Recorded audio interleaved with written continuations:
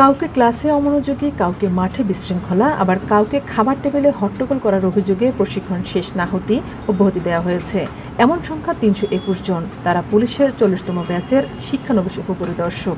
নিজেদের দাবি আদায়ে সচিবালয়ের সামনে অবস্থান নিয়েছেন তারা।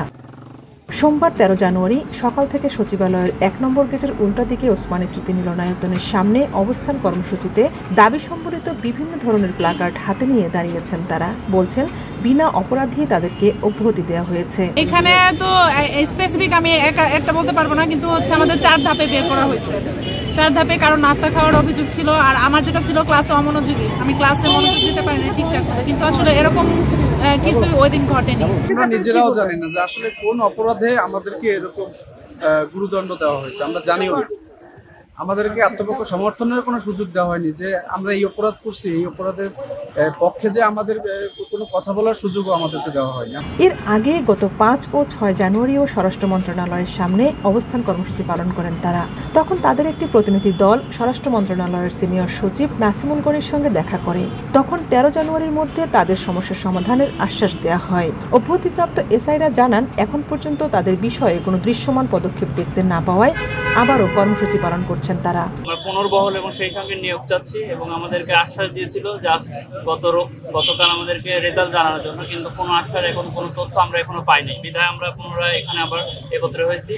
এখন আমাদের একটাই দাবি, আমাদের পুনর্বহল করা হোক এবং আমাদের থানায় যেখানে পোস্টিং দিয়ে দেওয়া হোক। এর আগে আমরা ৫ এবং ৬ জানুয়ারি এখানে অবস্থান কর্মসূচি পালন করেছি। তখন আমাদের ৩ জনের একটা প্রতিনিধি দল স্বরাষ্ট্র সচিব, মাননীয় সিনিয়র সচিব নাসিমুল গনি স্যারের সাথে কথা বলেছিলেন।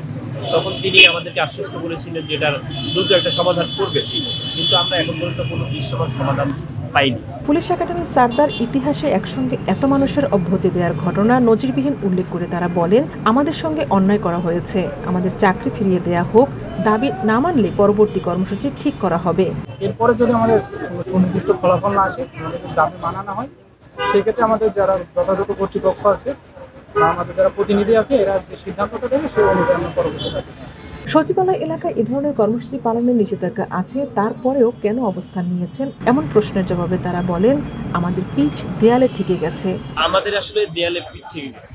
আমরা আইনি প্রক্রিয়ায় আমাদের এই অব্যাহতি পাওয়ার পরে ৩২১ জন আমরা আইনি প্রক্রিয়ায় সবগুলো পদ্ধতি অ্যাপ্লাই করেছি। যখন আমাদের কোনো পদ্ধতিতে কোনো কাজ হয়নি, তখন আমরা রাস্তায় নামতে বাধ্য হয়েছি। ৪০তম ক্যাডেট এসআই ব্যাচে প্রশিক্ষণের জন্য মোট ৮২৩ জন ছিলেন।